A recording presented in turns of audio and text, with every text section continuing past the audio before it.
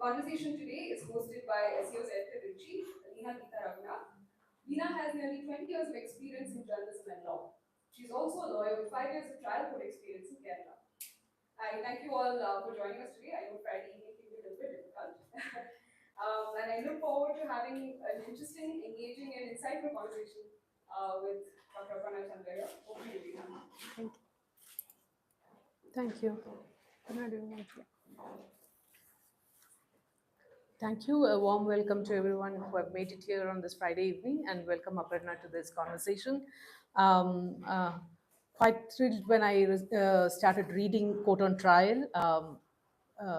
In these years in journalism, I've slowly stepped into being full-time involved in legal journalism, and this was exactly the book that sort of guided me into understanding this institution that we have been observing and trying to record in action. It takes a look at the institution in a very broader way that captures their sense and says a wonderful story about it through data. So to guide into the conversation, I just wanted to know how this 10 years in research and writing this book came about. Also, you dedicate this book to Theodore Eisenberg, who's sort of considered a pioneer in empirical legal studies. So how did this idea come about, and how did you go about it? Thank you, Leena. First, thank you to you and to SEO for having me and for discussing our book, and thank you to all of you for being here.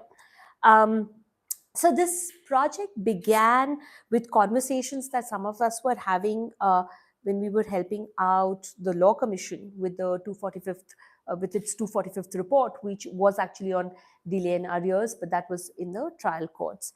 And the Law Commission had asked me, and it had separately asked Theodore Eisenberg and Sital Kalantry to assist the Commission in thinking about how the problem of delay and arrears could be tackled.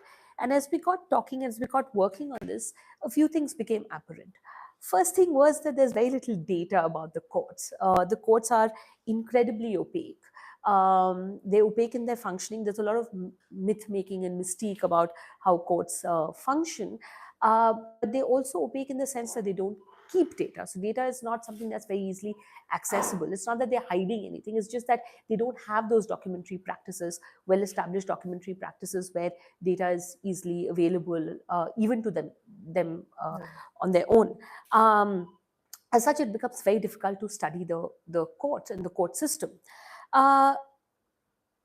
Perhaps as a result of that, but part of the larger symptom of opacity is that while there's a lot of discussion on law reform and judicial process reform, all of it is driven by anecdotal, impressionistic accounts of, I had this one case where this happened, so therefore the system should change, right? Instead of hard data.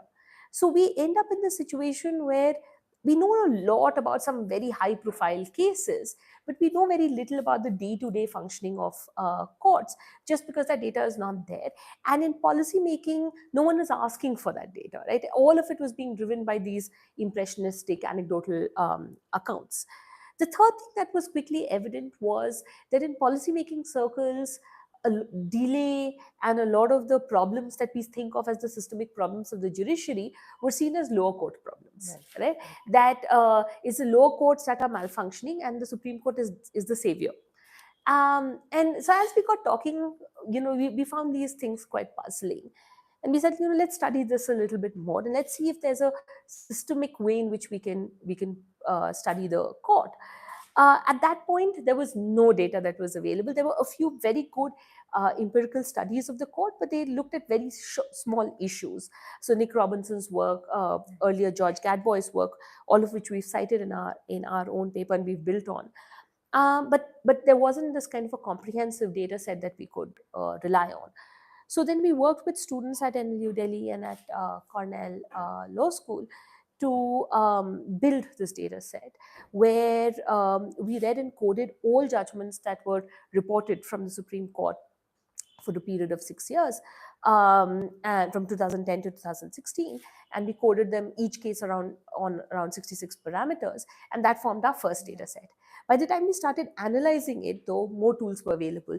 The Supreme Court revamped its website and put out extensive detail about on all the cases that it had on its docket, and that included cases that had been disposed of in the recent past, as well as long pending cases. So then we scraped the Supreme Court website, and we got a data set of about 1 million odd cases, which provided us a snapshot of what has happened. Again, a wealth of data about wealth of metadata about cases. So we had these two big data sets, and then we built some more data sets about Supreme Court judges, High Court judges, High Court Chief Justices, senior advocates, so on and so forth. And that's what took this amount of time. This is also, of course, before the advent of large language model AI.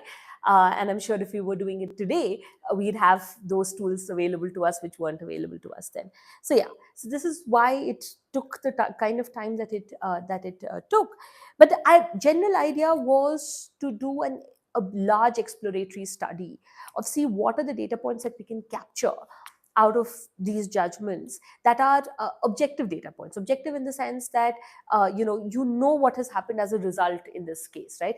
Either the petition has been admitted, it has been allowed, it has been dismissed, it has been remanded, so on and so forth. So those are the kind of data that we were capturing, that anyone that people wouldn't disagree over. So we weren't looking for things that were qualitative in the sense of subjective data, that you could have one interpretation of it and I could have the other.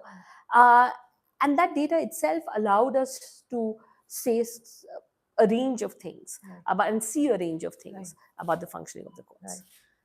That is where I get into those interesting second question that I have for you, where you lay it out saying how there is a false equivalence, that access to justice means access to Supreme Court, and you say this how the court in chapter 1 she talks about how court gives preferential access to groups of individuals who are challenging the government, or people who are accused persons or constitutional claimants. They always get an access to court far easier. But then they also look at the civil appeals of individuals. The court rules in an individual's favor 53% of the time, and they rule in the government's favor 69% of the time. But so that means that the ruling is in favor of the government is 69% of time, because the government has a higher winning rate, because the court admits weaker cases from the disadvantaged group. So that is how the Supreme Court tries to be a people court. But then you use that to say that is not the way to be a people's court. That is a false equivalence there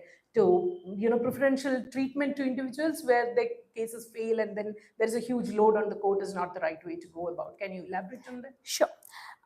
Just to place that discussion in context, those of us here who are lawyers will be familiar with this story, but in the late 1970s, in the 1970s generally, the Supreme Court comes under a lot of attack by the governments of the day, by the Indira Gandhi government for being an elitist court, for caring more about the propertied rather than the common person. In fact, in Keshwanand Bharati, there's a line that one of the judges uses to say that we are criticized for being a forum for the legal quibblings of men with long purses, right?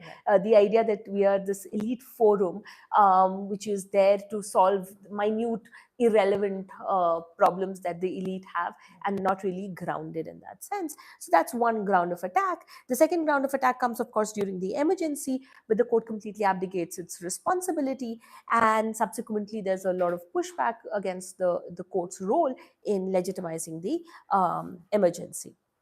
And subsequently, judges of the Supreme Court very intentionally try and reorient the working of the court to address these kind of claims, and to, Upendra Bakshi has said that to reclaim the legitimacy of the court, right? To create new basis of legitimacy for the court.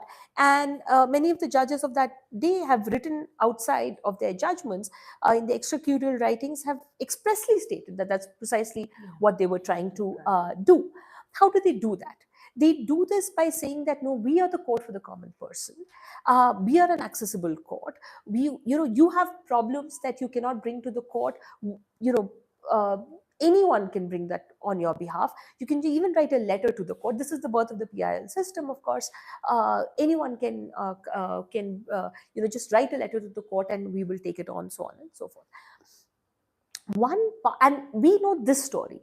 One other part of that story that isn't as often discussed is that what the court also starts doing is expanding access through the appellate channel. So if you see the data, it's at the same time that the Supreme Court starts saying, any cause in which we feel an injustice has occurred in the lower courts, we will take it up on appeal through the special leave to appeal. And they start changing the both the jurisprudence on that, and in terms of numbers, there's a huge spike in the number of cases that they're taking on appeal. Now, the understanding here is that anyone who's been, we should be the court for the disadvantaged, we should be the court for the people, which is all stuff that one can understand and empathize with. But what has happened as a result is the court has completed these two ideas. One is access to the Supreme Court, and the second is access to justice. For most people today, the court of first instance is the court of last resort. We had the Chief Justice of India at our convocation a couple of months ago, where he said precisely this, which is absolutely true, which is what all the data shows as well. And we know this for a fact that most people don't have the wherewithal to appeal their case beyond the first court, the court of first instance. But what happens is that when the court starts taking more and more cases for itself, it leads to a range of systemic problems. Right? The systemic problems that we discuss is, of course, delays. That's the big one. Delay prices out those people who cannot afford to be in the judicial system for a very long time, who need their rights now. Right? The second bit that delay, and it of course creates its own incentives. People who have good resources but have lost in the low courts have an incentive to also appeal to the higher court, only because if you can get a notice and get a stay, we find that if you get a notice and get a stay, on average, even if your case is dismissed, your case will stay in the Supreme Court for 2 years before it is dismissed. So, and that's on average. So you can imagine at the higher end, even if your case is ultimately dismissed, it's not even admitted, it is dismissed at the admission stage itself, just getting that notice and stay will allow you to push off your legal liability for a bit. So that is one way in which access is denied. The second is that in order to deal with this volume of cases, the Supreme Court has had to change structurally. What started out as a very small court of 8 judges who used to often sit en banc, which is all of them together, has now morphed into this 34 judge behemoth, with most of the judges sitting in benches of 2, right? So it's 16 or 17 benches on a given day. And each bench is speaking for the entire court, but it is all, but they might be deciding in very different ways. So precedent has fractured, and that has meant that there isn't appropriate guidance that is available to lower courts on what is the right thing to do. So you're getting qualitatively worse decisions from lower courts, or there could be a potential for more decisions from lower courts. So I mean, there are a range of other reasons we've talked about how this has increased the influence of the Chief Justice, how it has increased the influence of senior advocates, so on and so forth. But all of that ultimately means that this thinking that you are the people's court by providing more and more access to people to the Supreme Court does a disservice to the cause of access to justice, where ideally we should be able to go to the court closest to us, which is the district court, get a good quality judgment, and let the matter lie there. And that's precisely what we are advocating. And we also get into the data a little bit to show how, if what is the concern of the court? The concern of the court is that the lower courts are running amok. the lower courts are not functioning properly. And so we need to police what the lower courts are doing. And we get into the data to show that that's actually their own working seems to negate that idea. That even if you look at what it is, the number of times that the court actually admits an appeal that is coming before it, and the number of times it reverses a decision of the lower court, it seems to indicate that there isn't this kind of a systemic widespread problem. So therefore, we find that this idea that we will be a people's court by giving more and more access to the Supreme Court itself is working at cross purposes with the larger aim of the court, which is to secure access to justice. Right. So in this case, you bring out this point of docket explosion that happens at Supreme Court, that 99% of the case dockets in the court right now appears to be SLPs, and this court drowning in this SLPs that is majorly pushed by the Delhi bar, and because of the power of the senior advocates from the Delhi bar. And you also suggest some ways that court could think around it, is to keep a higher bar for it, like how they would do for review petition. You say bring in the oral advocacy culture, that is look at documents more rather than getting documentary practices more, rather than getting the advocates to come and speak in the court. Set time limits that would give equal access to even younger people in the bar to present before the court. And you also say that SLPs should only be admitted when they raise important questions of law. Now, these are things that we don't see happen in SLPs, and these are great recommendations. But how far do you see that in any near future that the court would be prompted to act on it and understand what it means to be a people's court? Right. Again, just to put some numbers on this, today the bulk of the decisions, right, of the bulk of the docket of the court is with respect to SLPs. The bulk of decisions of the courts are with respect to SLPs. Constitutional matters are a very, very small segment of what it is that the courts are doing. And most of them are being decided by 2 judge benches, right, or maybe even sometimes 3 judge benches. But constitution benches, 5 judge benches or higher, are incredibly rare. And they're incredibly rare because for a range of reasons, but one of them being because judges just don't have the time. The court doesn't have the time to spare so many judges to set up a constitution bench. But that is changing, right? Much of what we've discussed, move away from a oral advocacy first approach to greater documentary practices, is something that you're seeing in the few constitution benches that we've had in the past year. Move away from set time limits is something that's something that we've seen. Have a case management system essentially in place is something that we're seeing with constitution bench cases in this past year. And that's fine if it works in the constitution bench cases. There's absolutely no reason why it shouldn't work in your regular cases as well. The only thing I would say is there are concerns, and concerns have been voiced, that if you move away from our oral advocacy culture, which is what our advocacy culture is, right? It's very heavily oral advocacy. The idea that you should be heard in person, right, for every petition that is filed, regardless of how frivolous it is. I don't know if you saw the news today, but this on Darwin and Einstein being wrong, and some PIL was filed on that. And the court had to spend time listening to it, dismissing it, and, that's very precious court time.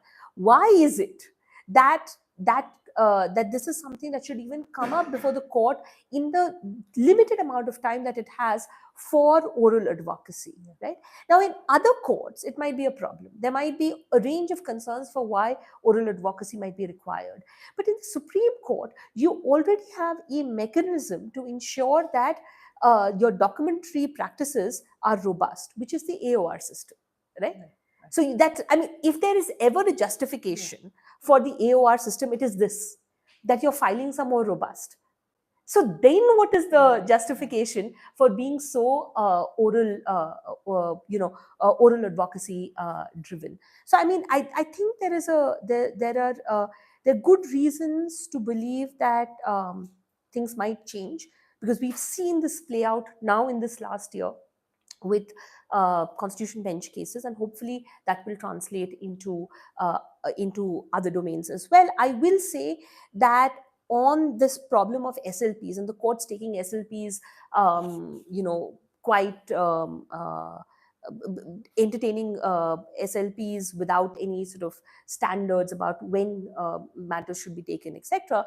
A few years ago, two-judge bench of the Supreme Court said, we're drowning in SLPs, and there's no standard by which we decide what are the matters that should be taken up.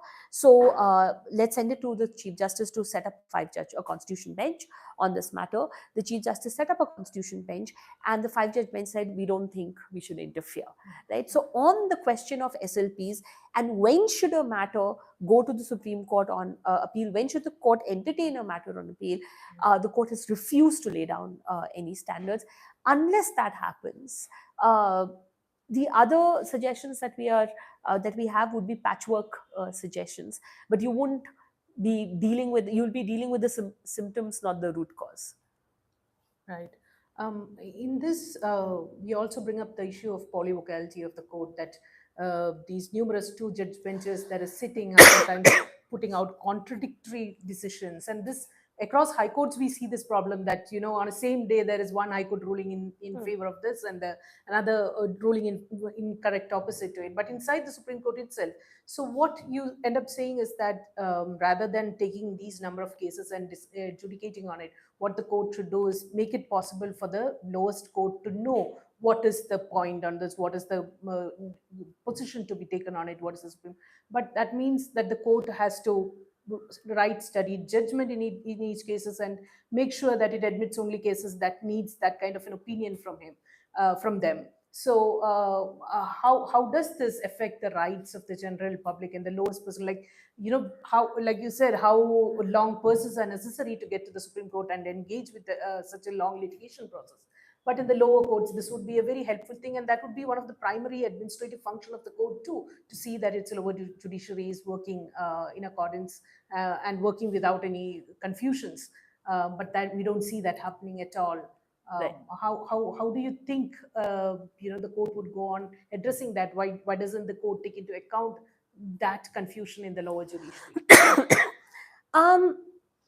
In terms of polyvocality, the idea that the Supreme Court at any given point speaks with multiple voices, that's of course coming from the bench structure, right? That different judges are sitting on different benches, and obviously law is an interpretive exercise. Right. Different judges understand and interpret the law differently, and they apply it to facts, even similar facts, differently, and that causes confusion down the line.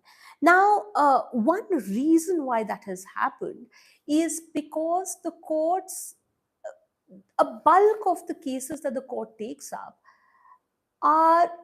raise no new novel legal point, right? They are general by way of, there is another court of appeal, so we will appeal it, right? You take this example of this Jagan case, where the case is purely looks at the facts of the case and decides, but not on the precisely bail matters, right?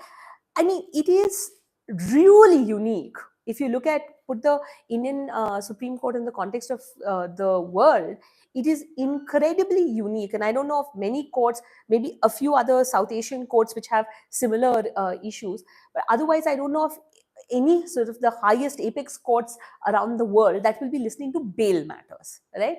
It is a factual question and a question of factual determination, which the court is looking at only on the basis of affidavits and on the basis of records.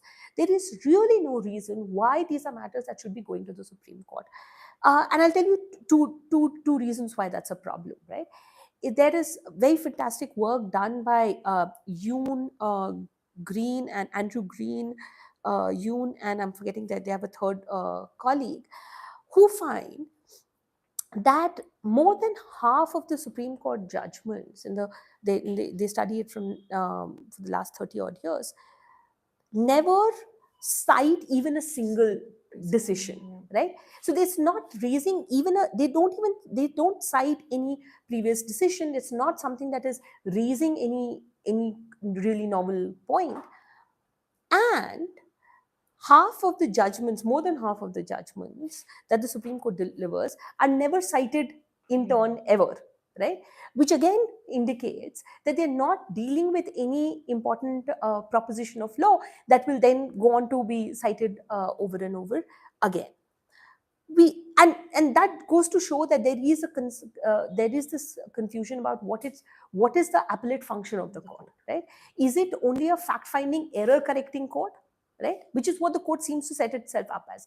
I think there's an error in the lower court, so I will admit that matter. Is that your role of doing what someone mentioned to us as a case-by-case rescue, right? In every case where we find that there's a problem, we will rescue that problem. Or are you a norm-setting court, right? That where you find that there has been a wrong that has been committed because you've misunderstood what the law is, that is the case that we will take up.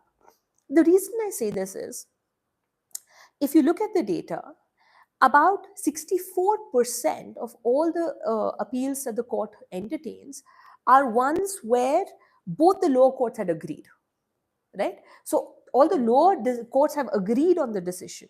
The Supreme Court is still saying, I will admit it. But when lower courts have agreed, it is about 17% more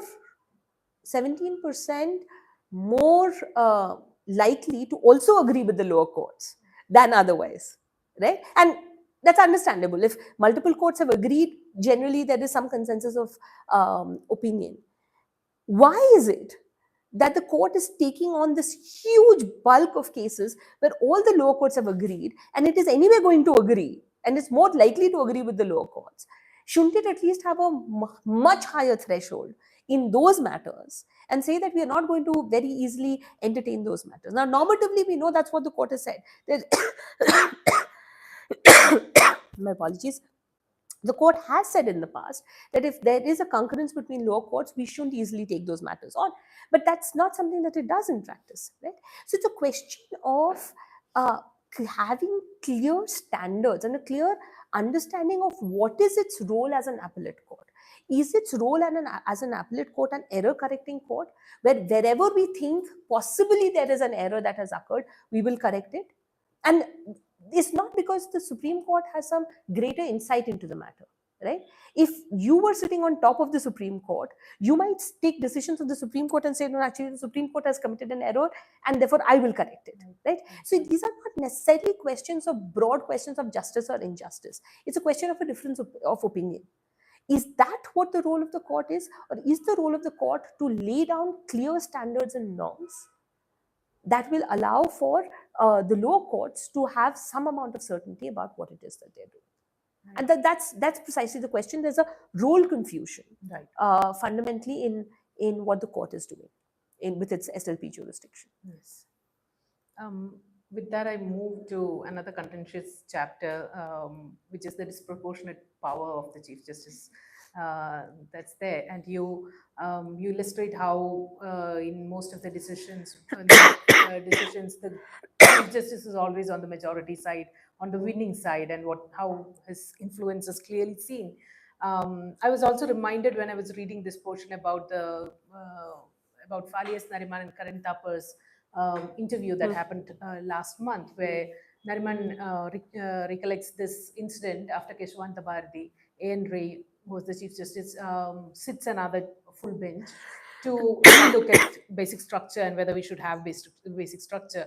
And then he, during the couple of days of arguments take place, when he realizes that he's a single no in that bench, and rest all of his brother judges wants the basic structure to say, and he just goes on and dissolves the case. So the voice that a Chief Justice lends to, the opinion that lends to, is so important, and also who and what he allocates to. So there is much that is in power in the hand of a Chief Justice to set things right. How do you see this disproportionate power working in Indian judiciary? Right. Again, this is a function of the changing role and structure of the court. Again, if you look at 1950, there are 8 judges. They're generally sitting, either all of them sitting together, or they're sitting in, benches of 5 or 6, 7 judges, and then maybe one judge doing other administrative work, or a few judges, a bench of 2 or 3 judges looking at appeals matters, and 5 of them looking at more important constitutional matters.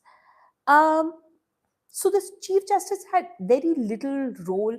He had some administrative role in sort of allocating who was going to be sitting on that big bench, who's going to be sitting on that small bench, but otherwise had very little sort of administrative discretion in terms of bench formation, or for that matter in terms of priorities. The caseload was very small. What has happened subsequently is, as the number of judges has increased and the number of cases has increased, this Chief Justice has more and more cases that have to be allocated to more and more judges who are sitting in smaller benches. So more and more benches to which these cases have to be allocated. And the Chief Justice's power has therefore increased. I think the place where you see it the most is with respect to, this is the master of the roster power, where you see it is with respect to constitution benches, because there are 2 problems that come with constitution benches. Again, let me step back a little bit to say, much of the case allocation that happens in the court is very routine, right? The court, the Chief Justice will set up a roster which will say all criminal law matters will go to these 2 judges, all labor law matters will go to these 2 judges, so on and so forth, right? That's a subject matter allocation, and routinely the registry will allocate cases accordingly. So that's fairly standard and doesn't cause much of an issue unless someone wants to recuse themselves or something of that sort. But then there are specific cases, right?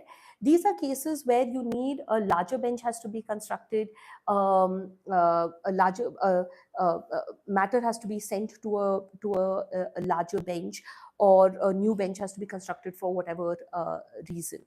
These specific cases where allocation has to happen.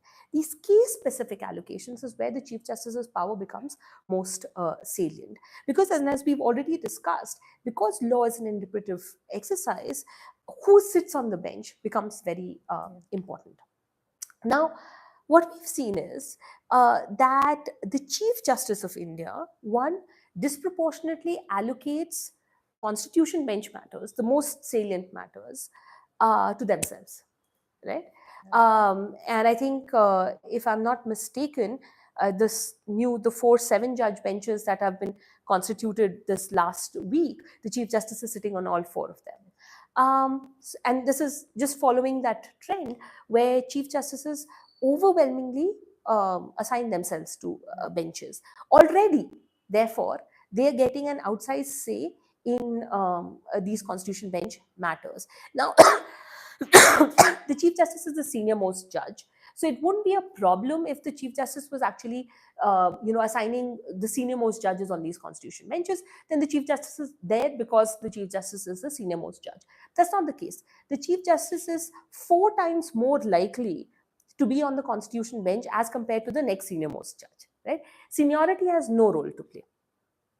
So then the question is, what does have a role to play? And we could find no other quote unquote objective standard, at least a verifiable, measurable standard against which the Chief Justice decides whether someone has to be on the bench or not, except one thing. The Chief Justice is never in a minority. Even when, and you can imagine, since these are the most contentious issues, these are constitution benches, the ones that see the most dissents. They also have the most number of judges, so more likelihood of dissents. But the Chief Justice is almost never in a minority in these cases, which means that the only principle, discernible principle, is that the Chief Justice is constructing benches in a way that they can always carry the majority with them. Right? And so in our study, up to in our time period, we have about 78 cases in which the Chief Justice is never in a minority.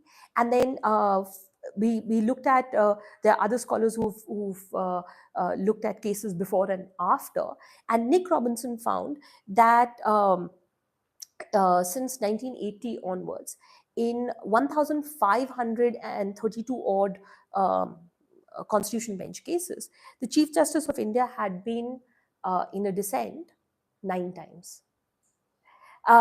In our data set of 78 cases, it had never happened. And from 2010 to currently, the Chief Justice has been in a dissent twice. So therefore, just to say, 88% of the time the Chief Justice is on the bench and is on a dissent in absolutely a negligible amount of cases, which therefore suggests that the only principle that is working is the Chief Justice being able to carry the majority with them, which is an incredible power. And it's a power where, you know, they keep saying that the Chief Justice is first amongst equals, which only means that on the judicial side, the Chief Justice has the same power as any other judge. It's just that they have some other administrative powers. That's clearly not the case. The administrative power is shaping judicial outcomes, right? How the Chief Justice is constituting these benches is shaping outcomes. The other issue, of course, with the master of the roster is the Chief Justice gets to also decide when the case will be heard, right? By virtue of not constituting a bench. So you can evade a decision on a case and, you know, just kick the can down the road and not decide the case at all by not constituting benches. So these are very, very serious powers. I just will take a minute to say that yesterday, something happened in the Supreme Court which is pointing to another sort of way in which the Chief Justice might be exercising a different kind of judicial power as compared to everyone else, which is the idea of intra-court appeals. Every judge of the Supreme Court is equal. There is no question of one bench sitting in appeal over another bench. But in yesterday, if you've been following this abortion case that was being heard, a decision was taken by a 2-judge bench. That decision was a unanimous decision. The state mentions before the Chief Justice that they would like a recall of that order. And the Chief Justice then sends it back to the same bench, and the same bench, and Justice Nagaratna really blasts the state saying, what is it that you're doing? How can you, once we've issued an order, you can get it reviewed. What is this question of a recall? This is not the first time that this has happened. A few months ago, this had happened on the question of default bail in this other case called Ritu Chabaria. And there's this concern that some Chief Justices are allowing, if they don't like a decision that another bench has passed, are allowing for these kind of recall mechanisms, which is, I mean, is a new power that Chief Justices seem to be exercising, and I don't know where the basis of that power is. That will be another floodgate opening. But in this book, I curiously saw this that say that constitutional benches take anywhere between 5 to 9 years to be decided. But you attribute then it to the partly a function of court's inability to spare enough judges. But paucity of judges hasn't clearly been the reason why constitutional benches, which you again later refer that neither the Aadhaar case or 370 matters which affected a large number of people, the court's indecision to take it up in a timely manner wasn't clearly because of paucity of judges, but an institutional unwillingness to do that. So right now we have 7 and 9 benches coming up. So how do you think? Do you think it is really paucity of judges that was the reason that it was not done so far? No, paucity of judges is a concern, but it also provides a very convenient veneer to what is actually evasion. Even now, if you look at all the 5-judge, 9-judge benches that have been constituted, one of the most controversial 9-judge benches that is pending decision is the Sabrimala case, which has not been constituted. The center yesterday said, or day before yesterday said, you know, why are you looking at the question of one of the cases that is coming up, something to do with the Rajya Sabha. I'm forgetting which case it is, but the center is pushing the government, the court to not take it up on a priority matter. The reason all of this is possible is because, again, you have a huge workload, that becomes a convenient excuse, and you don't have a permanent bench or a permanent constitution division where, as cases come in, they get listed before the court and the court has to take them up on a basis. It just depends on each chief justice on their willingness to constitute these benches or not constitute these benches. In that line, also this of judges' tenure, how less a time that they get to be on the Supreme Court and how less a tenure a Chief Justice has, and what happens when they retire, which is way too early now in their career when we look at that, and how losing all those benefits that they have while they are on the bench, that means them going for taking more governmental offers and things. So do you believe that post-retirement judges should be given, one of the suggestions is that should be given something that is closer to what they are paid when they are on the bench. They should have more time till retire, till they resign, or holding it for life like other countries have. Is that a kind of viable thing that we could look at? What do you think is something that we can stop judges from looking at these plum posts after retirement that they seem to be aiming for all the time? Right. A few things to unpack there. One is judges, on average, spend about 5 to 6 years on the Supreme Court, and chief justices even less. I think we have about 200 days is the on average how long a chief justice is, even less than a year. That leads to a lot of institutional instability at the top, right? It's a revolving door of judges going in, coming out. One, it's a good thing. It could be a good thing. It could be a good thing because the court cannot be very easily captured. Right. And you see the opposite problem in the US, where you have judges who are appointed for life, and one precedent can make appointments that can shape, and we're seeing that play out right now, can shape decades of the court's jurisprudence.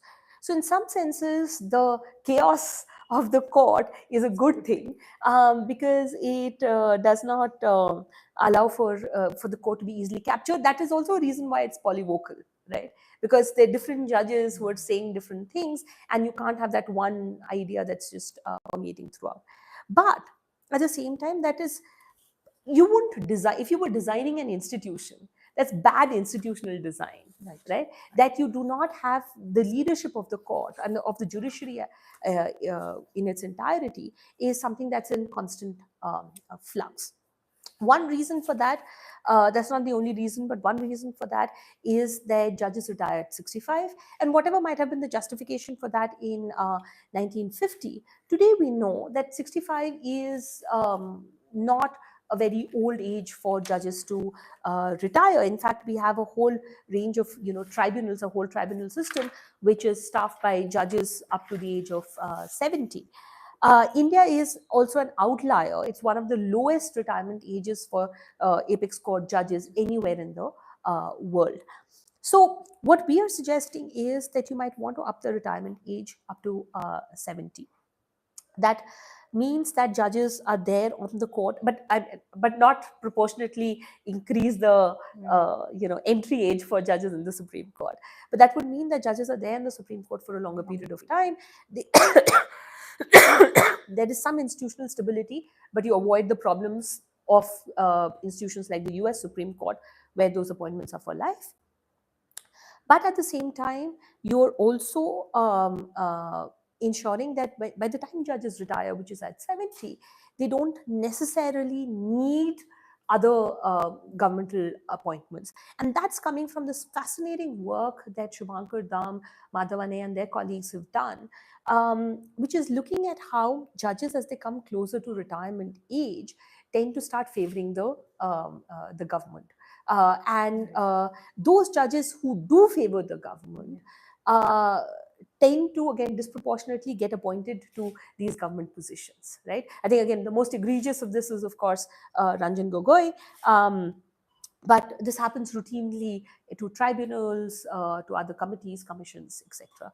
So the idea is, therefore, that you don't want judges to feel beholden to the government.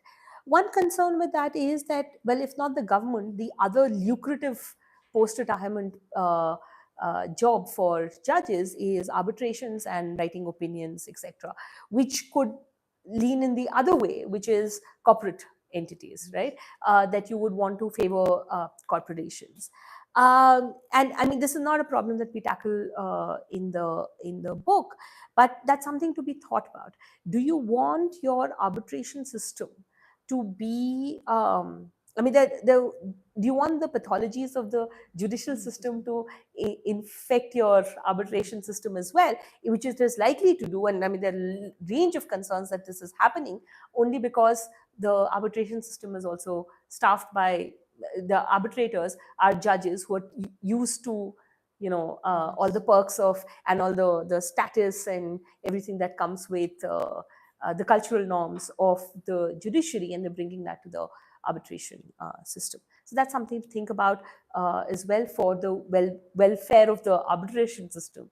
That you want, you know, the judicial pathologies to inflict the arbitration system. Yeah. In that chapter, you very interestingly note that towards, if it's closer to the elections, the judge gets more independent. Yeah. That's very interesting. No conversation about the Supreme Court, I think, can happen without looking at its senior advocates. Yeah. And when you talk about them in the chapter, you say that their influence is important because of the experience that they bring to the bench, and it cannot be dismissed away. But you say that, but to change how and why they have power is important. During Ranjan Gogoi's time, we had seen that during the mentioning stages, he allowed the junior advocates more, preferred the junior advocates to do the mentioning in place of senior advocates. That is a practice that later was discontinued. So that kind of gatekeeping of where and when the senior advocates can get in with the big salaries and, you know, do the representations in front of the bench, is that something, is that kind of gatekeeping healthy? Is that something that is advisable to the court? So one problem obviously with that gatekeeping is that senior advocates also are the most expensive lawyers. In fact, the top echelon of senior advocates, what Mark Galanter and Nick Robinson have called the grand advocates, are the most expensive lawyers anywhere in the world. Anywhere, right? No one else can command that kind of money that the absolute top of the Indian advocates do in the Indian court. And why is that? That is because this particular phrase that kept cropping up as we were doing interviews with stakeholders in the system, where they kept talking about the face value of the senior advocates. You know, the face value matters a lot. And we're like, what is this face value? And they said that, you know, because judges have such a short time to take calls on which cases to admit or not admit. Again, Yes. because there's such a huge bunch of cases that they're taking, or that keep flooding the courts. Some that 1 minute 33 seconds. 1 minute 33 seconds, yes. Decide on 93 seconds on average is how much time they spend in the court to decide on admissions. I should say judges spend time outside of courts reading files, etc. In court, they're listening to lawyers for 93 seconds. And it is both, of course, therefore, then the skill and advocacy of the advocate and how you can convince the judge in that amount of time, but also as a proxy, the face value. If you have, you know, a judge, a person that you either defer to as a judge, you defer to because they're much more senior than you, or you know, those grand advocates that you've grown up admiring, so on and so forth, you're more likely to defer to them. What we find is therefore that you have twice the chance of getting your matter admitted in the Supreme Court if you have a senior advocate than if you don't have a senior advocate. But when you actually hear the case on merits, this advantage goes away. There is very little difference between senior advocates and advocates in terms of, on average, their win rates, right? Which seems to again suggest that senior advocates get in weaker cases, Yes. going by that same logic that weaker cases as compared to other advocates. So this is not being used in a way that, you know, they're not it's not because they're bringing better cases. It's not because necessarily, therefore, they're doing some this gatekeeping is problematic because they are very expensive, and they're allowing the more resourced parties to get access to the court through this kind of a gatekeeping system. One problem, of course, is this is a problem that can get sorted by moving to more documentary practices, to taking on fewer cases, or having a much more rigorous standard which has to be justified on documentary basis of what it is that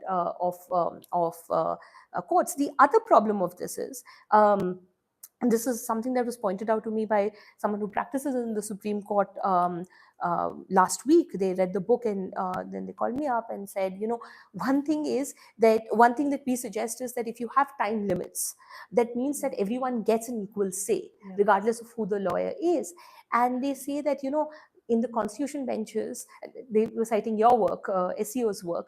They said, in constitution benches, have you realized that women are not getting a say? That all of us get, combined, we'll get 10 minutes, 15 minutes. And it's these senior advocates who, because of the nature of the profession, generally happen to be men, are the ones who are taking a huge chunk of the time, even though they might not be the most suited to be making these arguments. And so they were they were talking about SEO's work on this. And so they said that, time limits is not enough. If you still have this hierarchy system that, the senior advocate will get the bulk of time and they will decide, how much time they get, etc., which just goes to say that time limits is not enough. There has to be some kind of equitable distribution of that time as well. But some of those practices, therefore, can both ensure that you have better standards in terms of what matters are admitted or not admitted, but also reduce just this face value of senior advocates. It's not to say, therefore, that you should do away with oral hearings entirely, but only to say that the point of the oral hearing is to clarify or to highlight what are the key points. It is not to do your entire advocacy in the based court. on that. Yeah, based on that. And with that, you briefly touched upon one of SEO's pet peeve, which all my colleagues are good at pointing out in every opportune moment, which is lack of diversity in the court. And you have dedicated a chapter to that too. And it's very shameful that all these years, when court has looked at all these things, that it's very clear how it lacks the diversity and it hasn't done enough.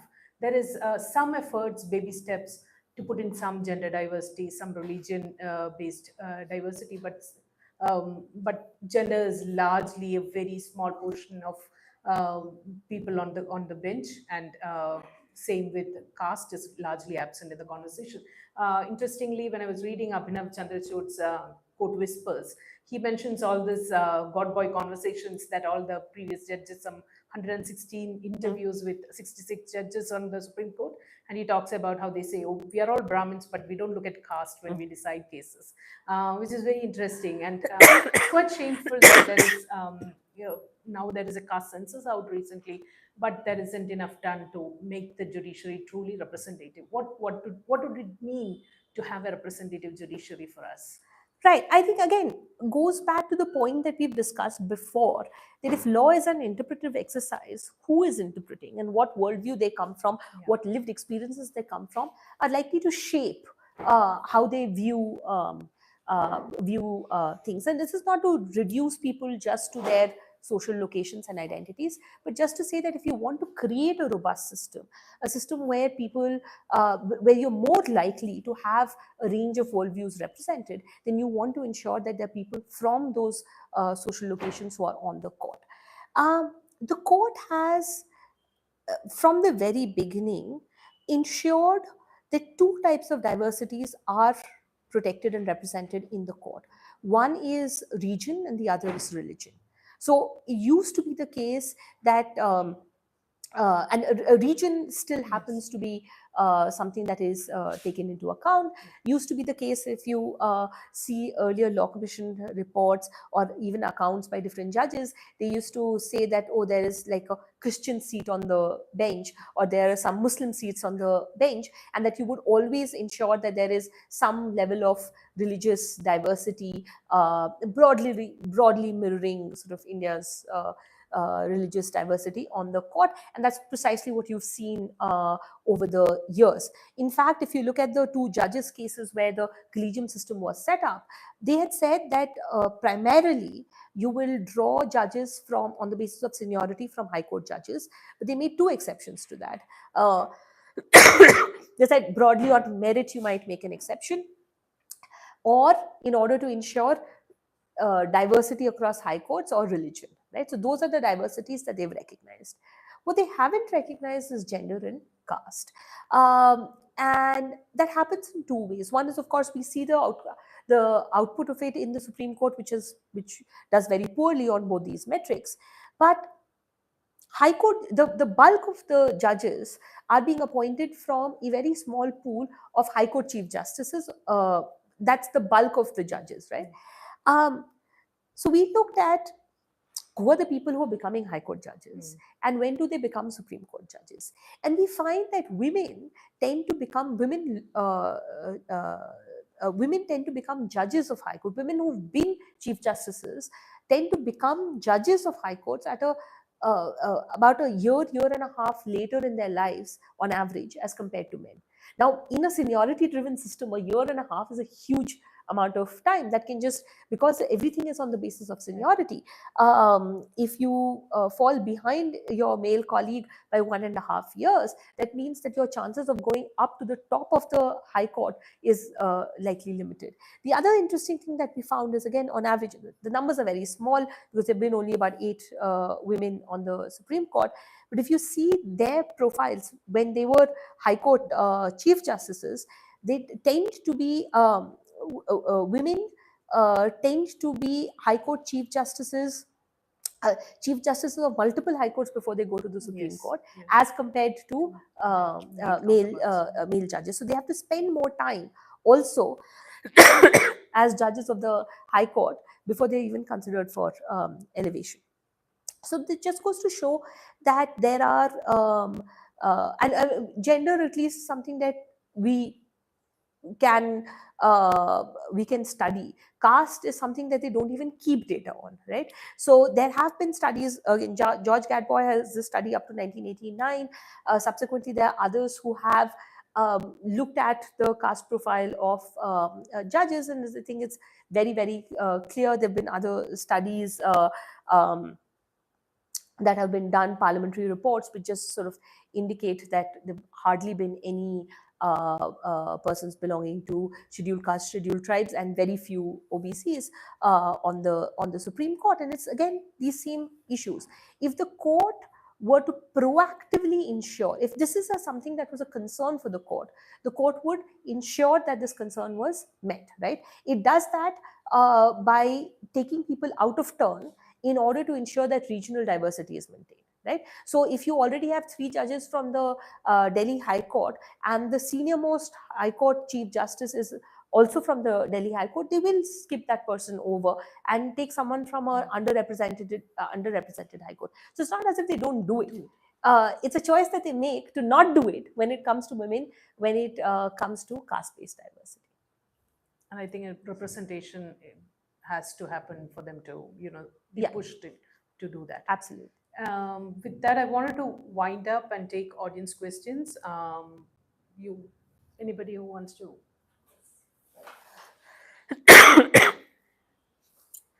So you did point out several issues that I hadn't thought of earlier, but there was also this point that you had made regarding Supreme Court currently having 34 judges and the number of judges increasing, which has resulted in inconsistency in the duties itself. And for that, you mentioned that there were certain guidelines that would have to be proposed. Have you thought of what guidelines could be? Yeah. So the guidelines that we were proposing was with respect to what is it that judges take on, right, on the SLP side, right? So guidelines for when do you admit a matter. And so we were saying that one is you should have strict guidelines on what is, one is you need some understanding of what is the role of the court.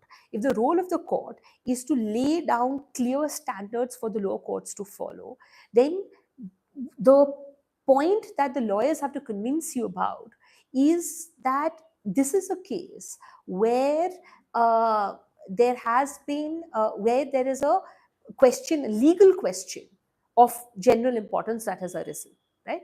And that is something that you have to convince. That's, you set that as a standard and say, okay, show us how it meets that standard. Just because you say that you point out some problem with that decision is not enough. You have to be able to show that it raises a legal question of general importance, or whatever standard it is that you set, that only then do you take on a matter. The second thing we said was, if all the lower courts have agreed, then presumptively do not take the matter unless the bar should be much higher. And the lawyers should be absolutely be able to convince you that something incredibly egregious has happened in the lower courts for you to take that on. You cannot, as a routine matter, take on these cases as well, right? Like I said, right now, about 64% of all the cases that the Supreme Court is taking on in the SLP side are cases where both the courts have agreed. So the bulk of matters, I mean, the majority of matters are those where all the courts have agreed. So those cases can't be routine.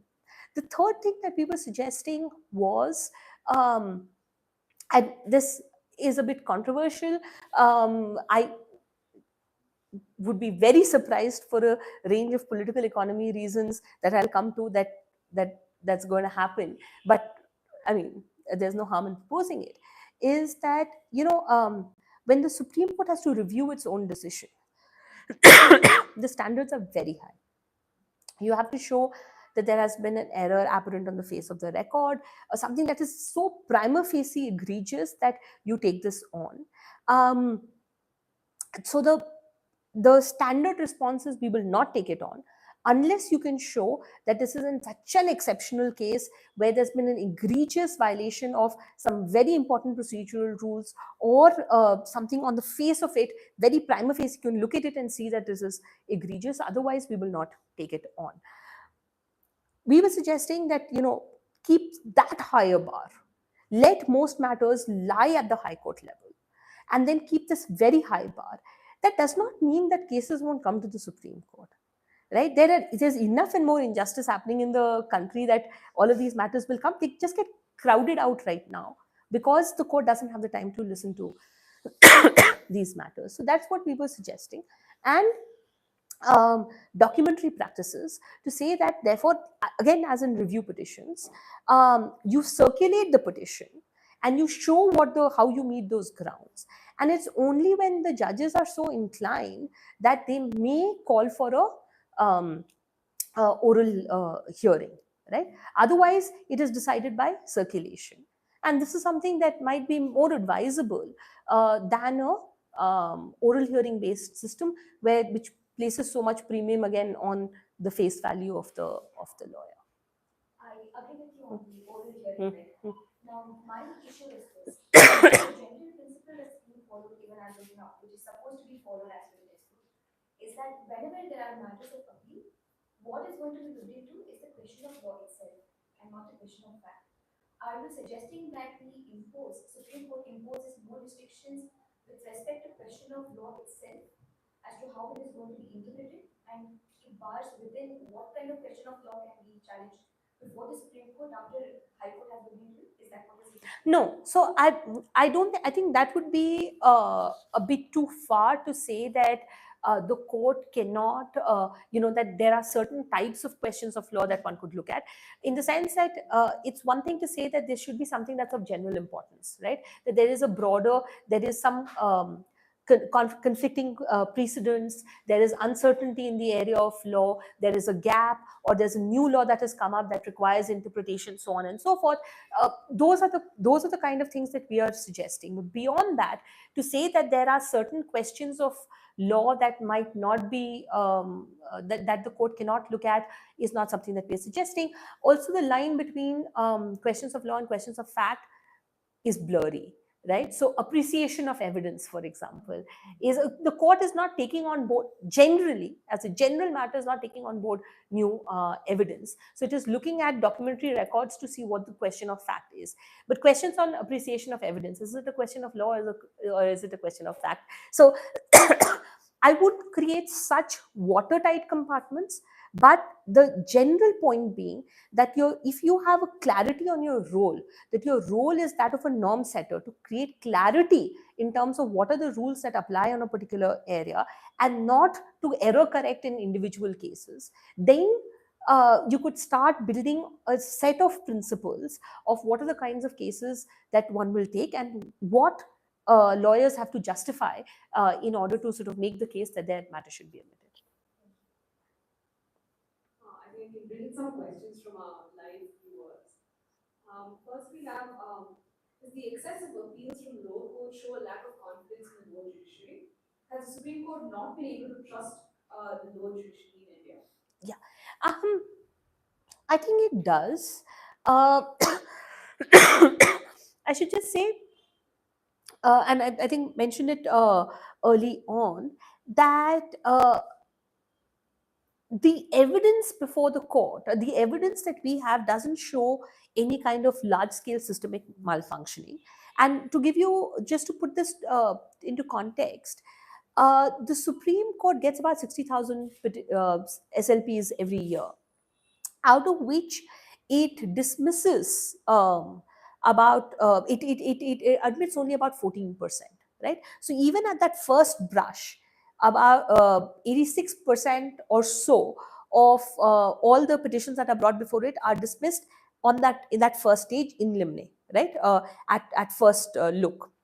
Out of that 14% that it takes on board for further hearing, it reverses only about 55, 57 odd percent, right? Which is an incredibly low reversal rate, right? It's nearly a flip of a coin. Even if you get your matter admitted in court, the court is only in half of those cases likely to actually decide, to reverse the lower court decision. That means that there's a problem with that filtering mechanism. It shouldn't be that such a high number of cases are going up before the court. But overall, that means that only about 7% of all the cases that the court is seeing are cases where the court is finding a need to change the decision of the lower court, right? This is, again, even in this 7%, the Supreme Court has taken a view. If there was a court higher up, it might have taken a different view. So it's not necessary that the Supreme Court's got it right in all those 7% of cases. But on that evidence, from what the court has before it, there is no evidence that there's large-scale malfunctioning. The reason is not that there isn't large-scale malfunctioning, but that people who are the most affected by that large-scale malfunctioning cannot appeal their cases all the way to the Supreme Court. The most egregious cases of injustices that are happening in the lower courts and the high courts are of people who are dragged into the legal system, who don't have the wherewithal to go to the Supreme Court. So shouldn't you therefore create a system which is not based on and premised on the idea that justice will come from the Supreme Court, but create a system where justice will come from the trial court, right? And that's the point that we have, that if you have better guidelines, if you have clearer standards of what is it, when should bail be granted, instead of saying, oh, you send it to us, we will decide whether bail should be granted or not. Makes no sense for someone who's been picked up off the road and sent to police custody, and you have no clear standards on when bail has to be granted, remand has to be granted. Does the police have to give grounds of arrest if they're ED, if they're UPA? On a daily basis, you keep changing those standards. That would make no sense. The next question is a street though. Dr. Aparna Chandra spoke about how the CJI is exercising more power than what position it claims to have. do you agree that it's because Justice Chandrachud exercises this power that things are changing? There are two types of powers that one could think about, right? One is those administrative powers that are with respect to the master of the roster, or those powers which directly impact judicial outcomes, right? Who will sit on the bench? When will this case be heard? What kinds of cases will be taken up on priority? That is directly impacting judicial outcomes. There are other powers that the Chief Justice, well, that the Supreme Court, I'm not even just the Chief Justice, but over time that the Supreme Court has taken on, which is, I mean, as you know, the Indian judicial system is a very federal judicial system, right? Administratively, the Supreme Court has no control over high courts. Administratively, it is the high courts. Each high court has its own control, and it controls the lower courts. Supreme Court does not administratively control the high court. Over time, though, that has changed, both because on the judicial side, the Supreme Court very quickly turns questions of administration into questions of, on the judicial side, access to justice, independence of the judiciary, so on and so forth, and makes it into a judicial issue. But on the other hand, on the administrative side, well, High Court judges want to listen to Supreme Court judges, because if they don't, then their chances of appointment to the Supreme Court is also going to be restricted. As a result of that, you've ended up with the Supreme Court exercising a lot of administrative control over high courts. You're seeing some of that with respect to the e-committee and standardization of processes across the country, technology, so on and so forth, which is happening again both on the administrative side and on the judicial side. Beyond that, I am not certain what specific changes the current Chief Justice has brought in that have necessarily had an impact that, that has improved the judicial functioning of the Supreme Court. I mean, in terms of polyvocality, in terms of differential standards, in terms of cases being taken on priority or not being taken on priority. He has a particular attitude. The next year when he retires and Justice Sanjeev Khanna becomes the Chief Justice, might have a completely different attitude. There's no institutionalization of these powers. That's the problem. I think one of the most extraordinary feats in this book is that you dealt with very unclear, shaking data. We find the struggle with our work at SEO as well, which is that there's not a lot of clarity on what the data is exactly collecting, whether disposal means disposal admission or regular, is it separate, is it input, is there double counting, is there not? So when you approach a project like this, what are some of the considerations and sort of checks that you're making? Right. So two things, right? One, we have more certainty about the data of about the 6,000 odd judgments that when each judgment was read and coded, right? Because there you have certainty about things like this. What does this disposal really mean? The problem comes in when we are scraping data from the Supreme Court website, where you're absolutely right that disposal could mean a range of things. We did two sort of quality checks. One is, of course, there's a question of scale. We're looking at 1 million odd cases. So even if there are discrepancies, assuming that the discrepancies are not entirely systemic, but there are a few errors in in what is put on the website as compared to what's actually happened in the case, on that scale, that a few discrepancies will get hidden in any case, right? So it won't shift the needle too much on the data. So that is not a problem. The data that we have also looked at, so disposals could be of different types as well, right? So where we are making, say, for example, when we are saying something, when we're talking about disposed versus pending, those broad categories we would take from the metadata that's available on the Supreme Court. But when we are talking about more detailed sort of an understanding of the type of disposal. There we've relied only on the the cases that we've studied. Where we've looked at disposed and pending, we've taken what is there from the Supreme Court. We have matched that to, for example, the things that we've done there is to say, what was the date of filing, what is the date of disposal. We've looked at the stage at which it was disposed, things like what is the subject matter that the court has allocated. And the conclusions that we've drawn is in terms of how much time are different subject matters taking for disposal in the court.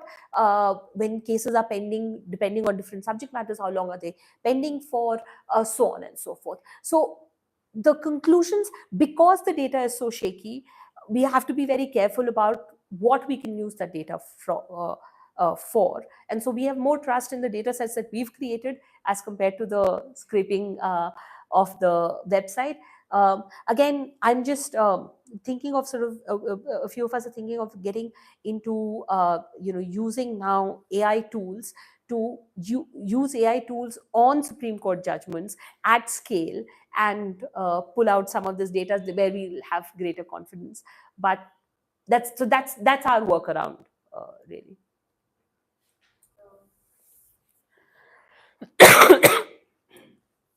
So we know that the principle on which the senior advocate system is set up is that these are a certain expert class of advocates that have a more advisory influence on the court. So, and we know that a lot of, like you mentioned, the weak cases that come to the court come because of the influence of this senior advocate system. So do you think there could be a system where we push these senior advocates to a more advisory role rather than where they bring in mentionings and they bring in more cases to the court, and only lend in their expertise once the cases are being attended? Do you think this would solve the flooding of the court problem?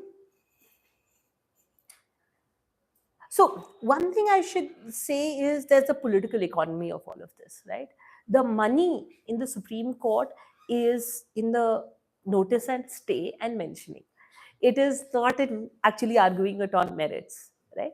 So whatever we might say, it goes against the interests of the most powerful actors in the court, which are the senior advocates.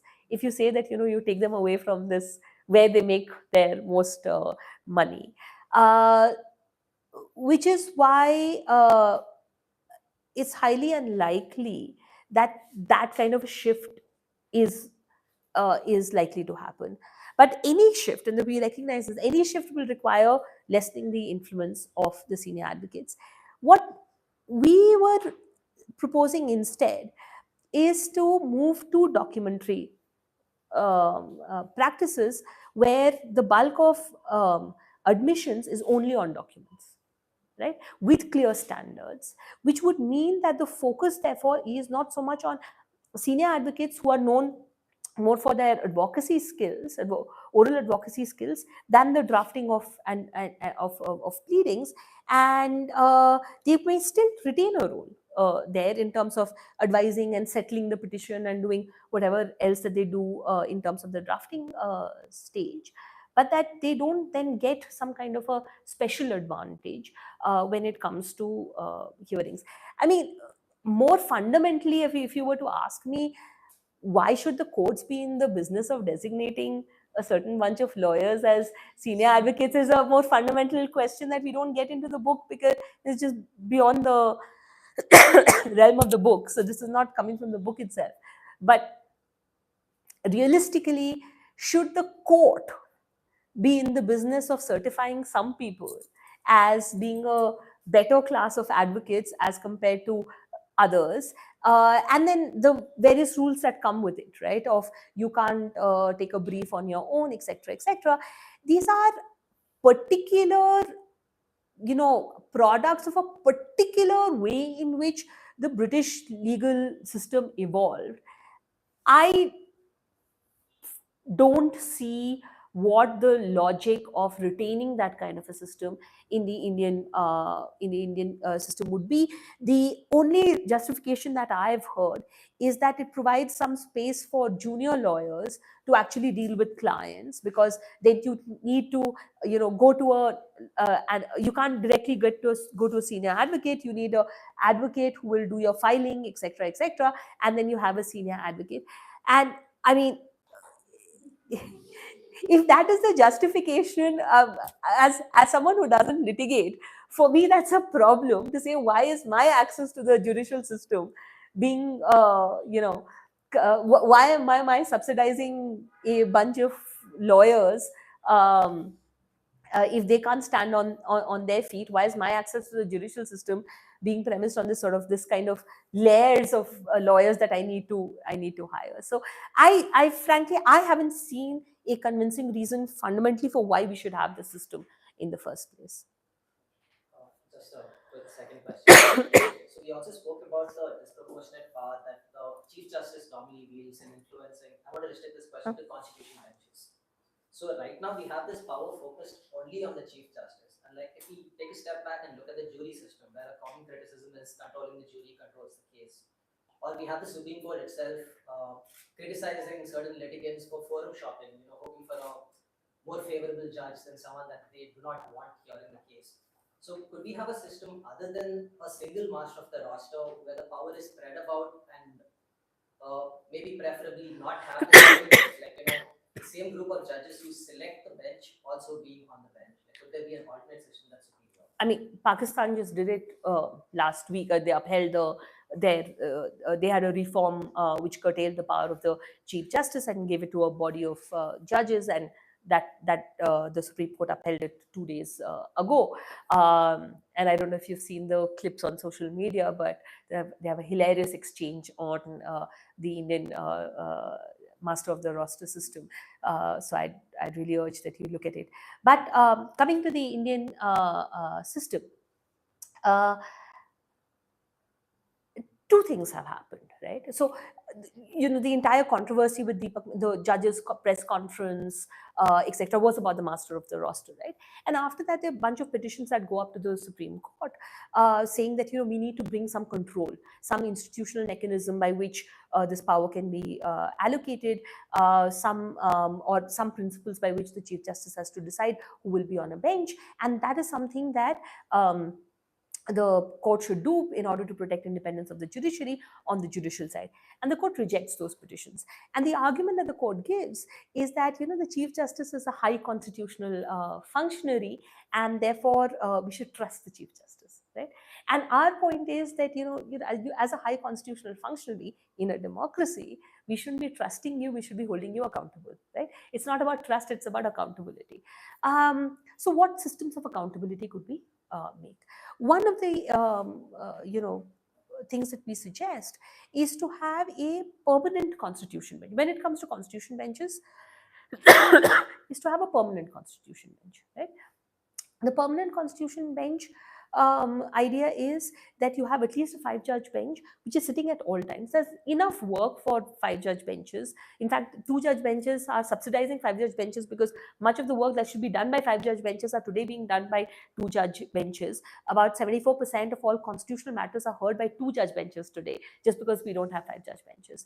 So there's enough work for 5-judge benches. Have a permanent constitution bench which changes maybe once in a year or once in 6 months or whatever the time frame might be, but then that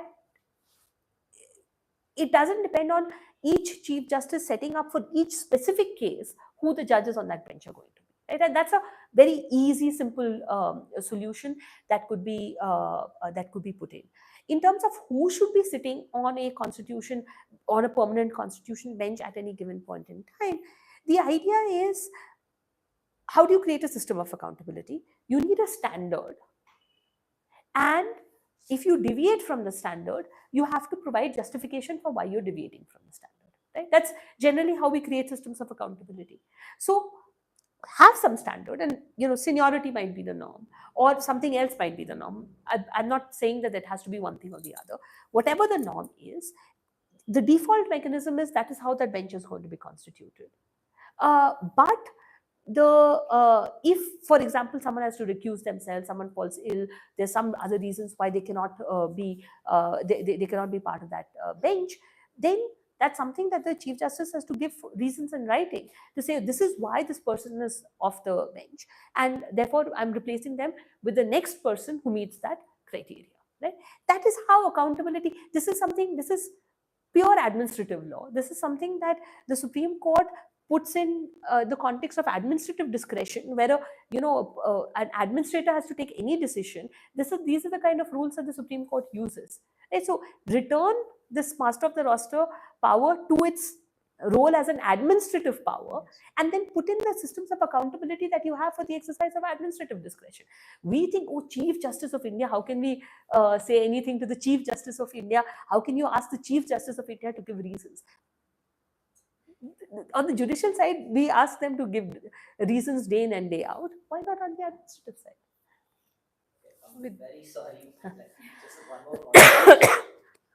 So there have been, and based on Nick Robinson and other academics' work, there have been recommendations that perhaps splitting the court's functions from a constitutional function and appellate function, making two separate bodies, do you think that might be a viable solution for this problem? No. And we deal with that extensively in the book. So there's actually a constitution bench case pending before the Supreme Court since, if I remember correctly, 2016 or 2017, which the court has never heard, on whether there should be a National Court of Appeals, right? And the idea is that you have a National Court of Appeals and the Supreme Court can then just only focus on constitutional cases. Now, a few things that will happen there. One is, what do you do with this SLP problem? Do you take that away from the Supreme Court entirely? If you don't, then from the National Court of Appeals, and again, you'll have SLPs to the Supreme Court. The second thing is, if you take away that power, there will still be questions of, and this has happened across the world, there are many jurisdictions which have separate constitutional courts and separate final appellate courts, right? And this is a conflict that always happens of when can the constitutional court review the decisions of the appellate court. So at some point, you will have to say, thus far and no further, we will not look at these matters. If you're willing to do that, why can't you do that now with the high courts, right? That is one point. So I would suggest, again, this is not something that we deal with in the book. We talk about permanent benches, but the Supreme Court itself can have a constitutional division. So high courts, so the charter high courts, Delhi, Bombay, Madras, Calcutta, have original side jurisdiction as well as appellate jurisdiction, right? In the original side jurisdiction, so they have a whole division, which means that they have judges, they have staff, they have a whole sort of apparatus of which works only on original side matters, right? And then you have the appellate division, which works only on appellate matters. Have a constitutional division, going even beyond a permanent bench. Have a constitutional division where you have your entry, your just in terms of what are the cases that are taken in is decided in that division. The decisions on merits are taken in that division. The difference would be that you also have staff that are exclusively for that division, right? So that you don't have splitting of responsibilities.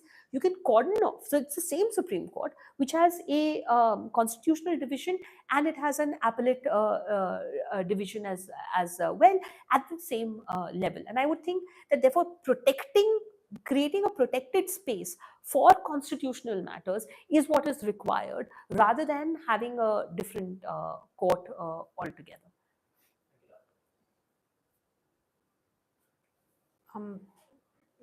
Thank you, Aparna, for this enriching conversation of the evening. Before I end, if I could ask you one thing, of all the great suggestions that you have outlined, I wish everyone at the Supreme Court reads this book.